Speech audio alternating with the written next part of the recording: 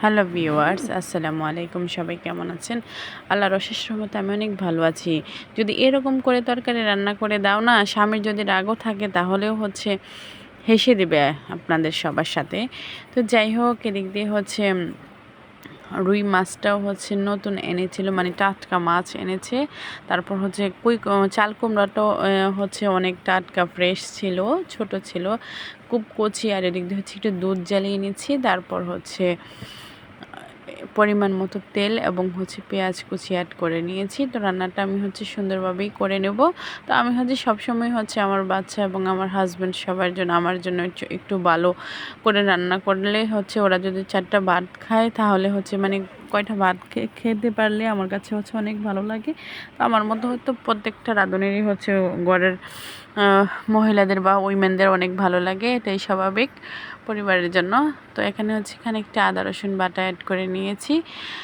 তো আজকের ভিডিওটা একটু বড় হয়ে গেছে। তারপর যারা একদম নতুন রাঁধুনি আছেন, যদি কোনো পেজ ফলো করে যে রান্না করবেন তাদের জন্য অনেক উপকারে আসবে আমি আশা করি।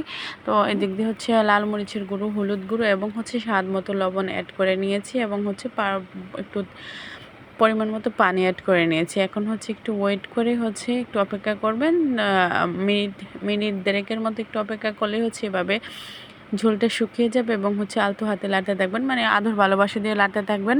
দেখবেন রান্নাগুলো অটোমেটিক স্বাদ হয়ে যাবে। তো এখন যে আমি সুন্দরভাবে চাল কুমড়াগুলো দিয়ে দিয়েছি। এখন খুন্তির সাহায্যে একটু নেড়ে ছেড়ে অল্প একটু পানি দিয়ে চাল কুমড়োটা আমি কষিয়ে নেবো। এই যে আমি একটু পানি দিয়ে দিচ্ছি, এখন কষিয়ে নেব।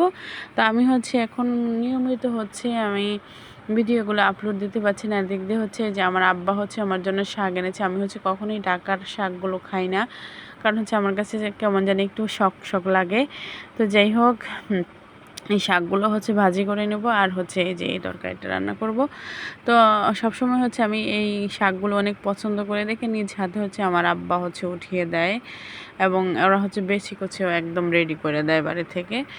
তো এই দিক দিয়ে এই যে আমি চাল কুমড়া একদম ফাইনালিভাবে কষিয়ে নিয়েছি। এই যে ভেজে রাখা মাছগুলো এখন দিয়ে দেবো, আর হলুদ এবং লবণ দিয়ে মাছটা আমি ভেজে নিয়েছি। মাছটা একদম তরতাজা এনেছিল বাজার থেকে। তো মাছ ভাজা দিয়ে মানে সব কিছু ফ্রেশ, একদম বাজার থেকে কিনে আনা, কোনো ফ্রিজে রাখি নাই। ফ্রিজে রাখলে এক টেস্ট হয়, এমনিতেই তরতাজা রান্না করলে অন্যরকম একটা স্বাদ হয়। তো আমাদের প্রয়োজনে ফ্রিজে রাখতে হয়, কিছুই করার নেই। এখন আমি ঝোলের জন্য পানি অ্যাড করে নিয়েছি।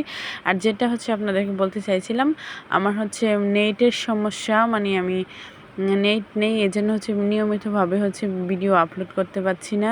ইনশাআল্লাহ ঈদের পর নিজে রাউটার কিনে ওয়াইফাই এনে তারপর ভালোভাবে পেজে মনোযোগ হয়ে যাব। কারণ আমি আমার পেজটাকে অনেক ভালোবাসি এবং আপনাদেরকে অনেক ভালোবাসি এই জন্য।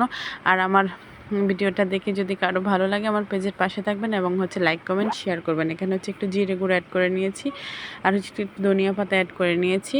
আর আপনাদের মূল্যবান সময় দিয়ে আমার ভিডিওটা দেখার জন্য আন্তরিক ধন্যবাদ জানাচ্ছি। দেখতে দেখতে আমার মজাদার সুস্বাদু রান্নাটি হয়ে যাচ্ছে। এই প্রসেসে আপনারা রান্না করে খেতে পারেন, অনেক টেস্ট হয়েছে রান্নাটা। তো সবাই ভালো থাকবেন, সবার জন্য অনেক শুভকামনা। সামনে ঈদ চলে আসতেছে, তো সবাইকেই জানাচ্ছি ঈদের অনেক শুভেচ্ছা। সবার ঈদ ভালো কাটুক। তো এই যে দেখতে দেখছি আমার মজাদার রান্নাটি হয়ে গেছে। আজকের মধ্যে এখানে, আল্লাহ হাফেজ।